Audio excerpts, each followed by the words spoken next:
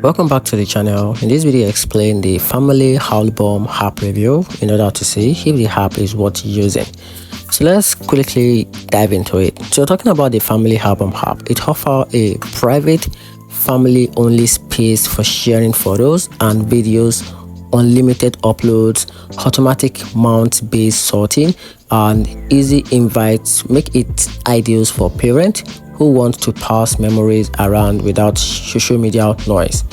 On the flip side, many of the nicer features like full resolution video, background upload restriction, and others are locked behind a paid plan. Audio video uploads reality can be spotty and the interface is fairly minimal. So if you are after robust organizing, tagging, or storytelling features, it may feel basic for you.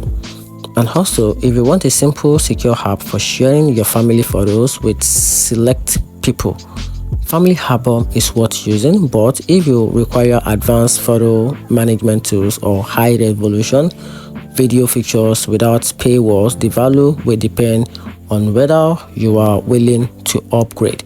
And that's it. Hope you find the video helpful. If you did, turn on the notification button and make sure you subscribe for more review.